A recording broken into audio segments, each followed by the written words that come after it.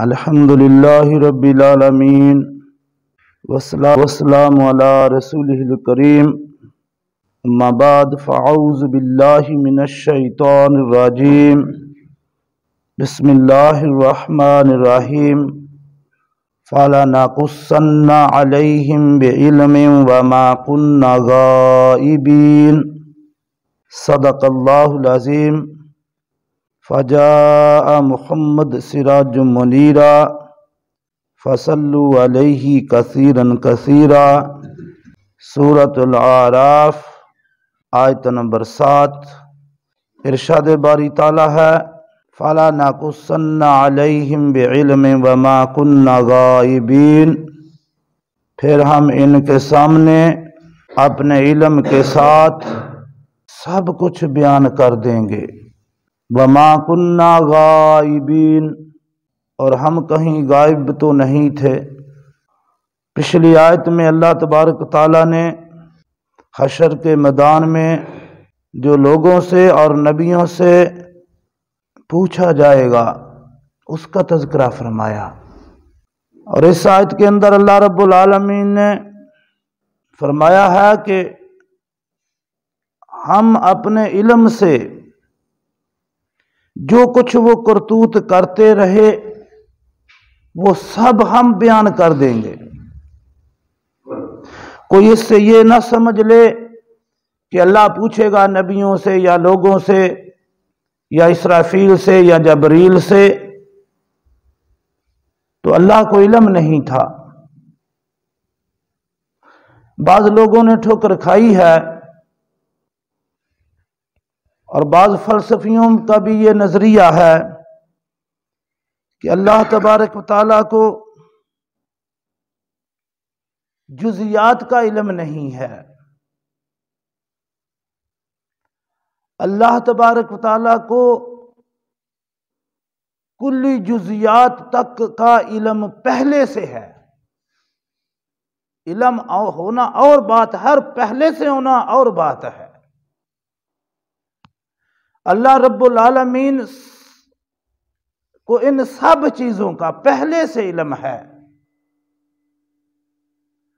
اللہ کو اس بات کا بھی علم ہے کہ میرا یہ بندہ جس کو میں پیدا کرنے والا ہوں یہ کس دن کب اور کیا کرے گا، کس ارادے سے کرے گا۔ اللہ کے علم میں یہ سب کچھ پہلے سے ہے۔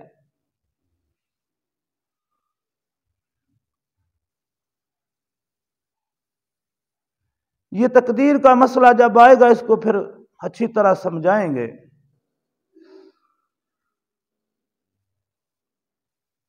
جب بندے کو اللہ کے علم کا کچھ اندازہ ہوتا ہے نا تو تقدیر کا مسئلہ خود بخود سمجھ آ جاتی ہے۔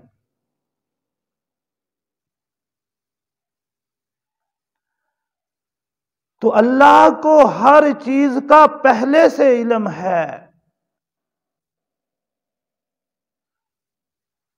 مثلا اللہ پہلے سے جانتے ہیں کہ میں کب کیا کروں گا، کیسے نماز پڑھوں گا، کون سی نماز چھوڑوں گا۔ ایک ایک چیز کا پہلے سے اللہ کو علم ہے۔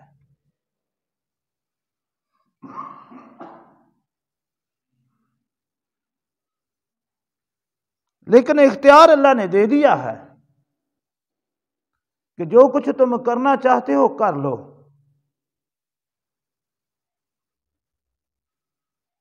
بندے کو اختیار دیا ہے، لیکن اسے پہلے سے علم ہے سے یہ اپنے اختیار سے بھی کیا کرے گا، ایک ایک بندے کے بارے میں، اور ایک ایک اس کے بندے کے ایک ایک علم سے، بلکہ کلی اشیاء کے، کائنات میں جو کچھ ہو رہا ہے، جو کچھ ہونے والا ہے، اس کا علم اللہ رب العالمین کو پہلے سے ہے۔ تو کوئی یہاں یہ نہ سمجھ لے کہ اللہ جب پوچھیں گے تو شاید اللہ کو علم نہیں تھا، تفتیش کر رہے ہوں گے اللہ، تو ایسی بات نہیں ہے۔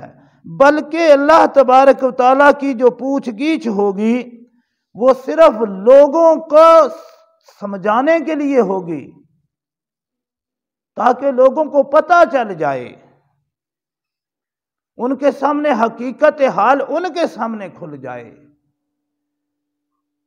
جب اللہ رب العالمین امت محمد صلی اللہ علیہ وآلہ وسلم کو ان پر گواہ لائیں گے،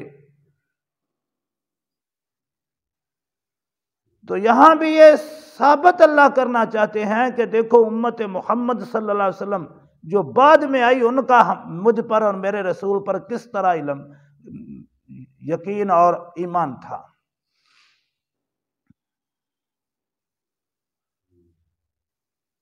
وہ ذات ہے، اللہ کی ذات وہ ذات ہے، وہ علیم بذات الصدور، سینوں کے بھید تک واقف ہے۔ وَنَحْنُ أَقْرَبُ إِلَيْهِ مِنْ حَبْلِ الْوَرِيدِ، وہ شاہ راگ سے بھی زیادہ قریب ہے، کوئی دور نہیں۔ وَهُوَ مَعَكُمْ أَيْنَمَا كُنْتُمْ، تم جہاں کہیں بھی ہو، جو کچھ بھی کر رہے ہو، اللہ تمہارے ساتھ ہے۔ ان اللہ بصیر بما تعملون، جو کچھ تم کر رہے ہو اللہ دیکھ رہا ہے۔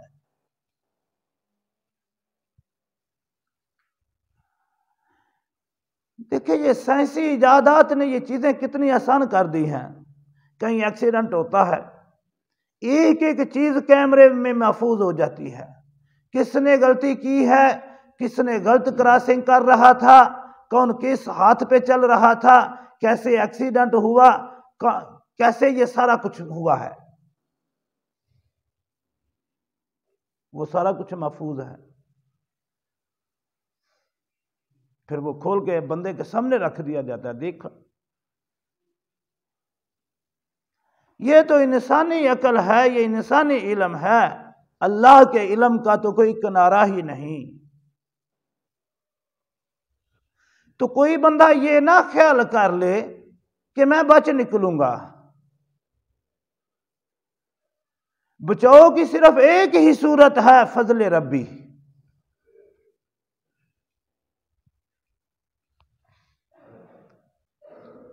ایک ہی صورت ہے بچاؤ کی کہ اللہ کی رحمت ہو جائے، اللہ کا فضل ہو جائے تو بندہ بچ جائے گا اللہ کے عذاب سے۔ ورنہ اگر معاملہ پوچھ گیچھ پر آیا، معاملہ عدل پر آیا تو پھر کون بچے گا؟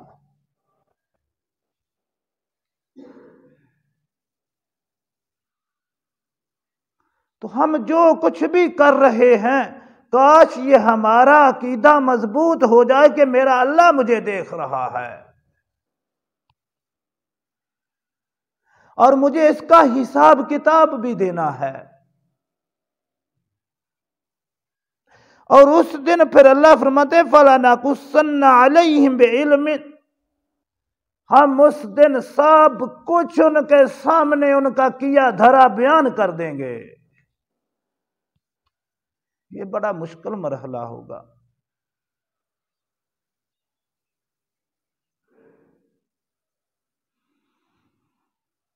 وَمَا كُنَّا غَائِبِينَ، اور اللہ نے فرمایا کوئی ہم غائب تو نہیں تھے، ہم وہاں حاضر ہیں۔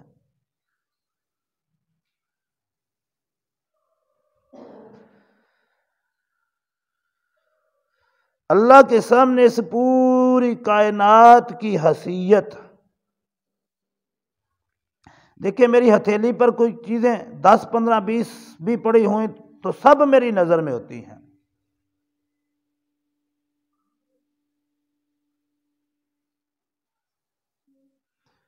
اللہ کی نظر میں یہ ساری کائنات اس ہتھیلی سے بھی چھوٹی ہے، پھر کوئی چیز چھپ اس سے کیسے سکتی ہے؟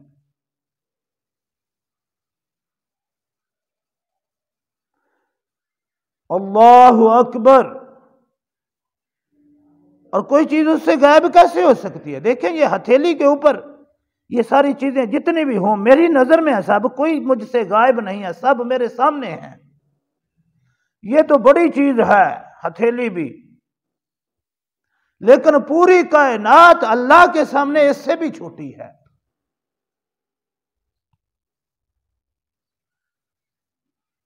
پھر کوئی چیز اس سے غائب کیسے ہو سکتی ہے؟ کوئی چیز اس سے اوجھل کیسے ہو سکتی ہے؟ کوئی چیز اس سے کیسے چھپ سکتی ہے؟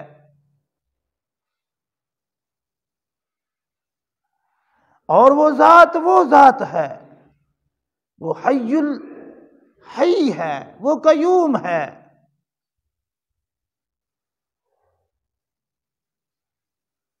نہ اسے اونگ آتی ہے نہ نیند۔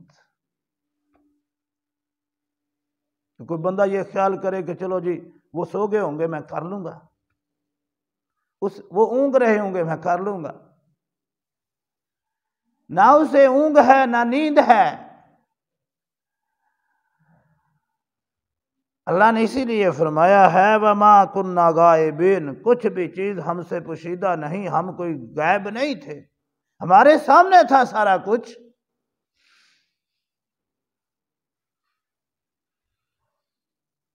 پھر سوچ سمجھ لیں کہ اس ذات کے سامنے پیش ہونا ہے، پھر اپنی کرتوتوں کا حساب دینا ہے۔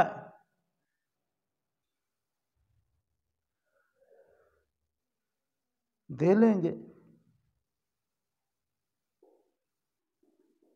بس اللہ سے درخواست ہی کر لیں کہ اللہ معاف فرما دے، اللہ بخش دے۔ کسی میں ہمت نہ ہوگی کہ وہ اپنے کیے دھرے کا وہاں حساب دے سکے۔ حساب پہ بات آئی تو کچھ بھی نہیں بچے گا۔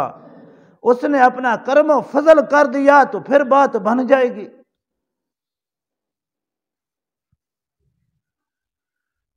کل ہی میں بتا رہا تھا نا کہ جبریل امین لرزاں ترساں، جب اللہ پوچھے اب کہے گا نا جبریل ادھر آ بتا،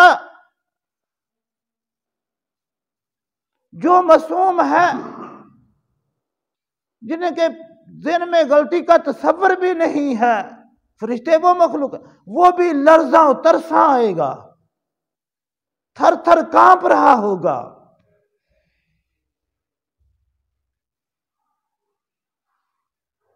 صرف اللہ کے بلانے سے کہ پتہ نہیں اللہ آج میرے ساتھ کیا سلوک کرے، مجھ سے کیا پوچھ لے۔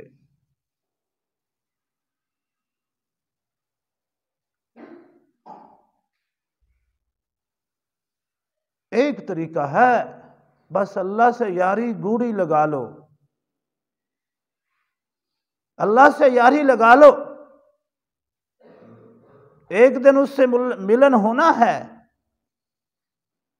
اس ملن کی چاہت اپنے دل کے اندر پیدا کر لو۔ رب کعبہ کی قسم، جب اس کے ملن کی چاہت دل میں پیدا ہوتی ہے تو موت بھی پھر عزیز ہوتی ہے۔ جس موت سے لوگ ڈرتے ہیں اس بندے کو یہ موت عزیز ہو جاتی ہے جس کے دل میں عشق مصطفیٰ اور محبت الہی سما جاتی ہے۔ وہ تو اس موت کو وہ دروازہ سمجھتا ہے جس دروازے کے پار آگے محبوب ہے۔